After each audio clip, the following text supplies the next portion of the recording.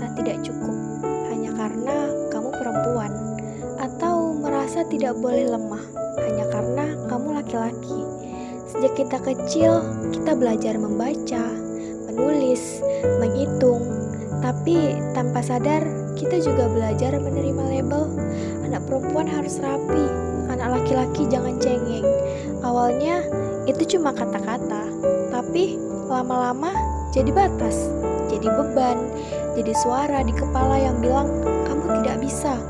Hari ini aku ingin melawan suara itu, bukan dengan teriak, tapi dengan keberanian, dengan kejujuran, dengan merobek label. Banyak yang bilang perempuan itu lemah. Lemah mungkin karena kami menangis, tapi air mata bukan tanda kekalahan. Kami menangis lalu berdiri lagi. Kami hancur lalu membangun diri sendiri.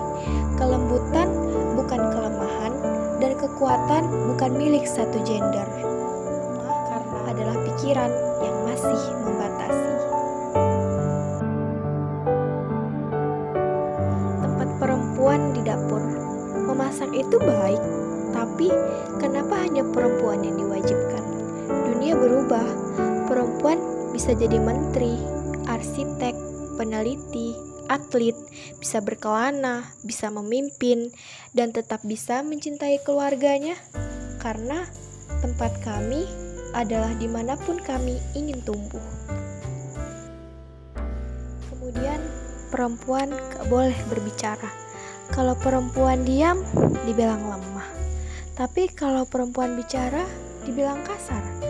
Emosi adalah bagian dari manusia, dan marah bukan dosa, apalagi saat menghadapi ketidakadilan. Karena kami berhak marah kalau terus dibully. Sekarang, mari kita lihat di sekeliling. Berapa banyak dari kita masih hidup dalam label yang tak kita pilih. Di sekolah, di rumah, di tempat kerja. Label itu diam-diam membentuk cara orang memandang kita. Dan lebih parah lagi, cara kita memandang diri kita sendiri. Lalu, kalau semua label itu salah, siapa aku? Aku adalah pribadi yang tak ingin dibatasi, yang ingin didengar, tanpa harus membuktikan bahwa aku setara. Aku memang sudah setara. Kadang orang berpikir, berarti perempuan harus jadi laki-laki, atau laki-laki harus jadi lembut seperti perempuan. Tapi bukan itu.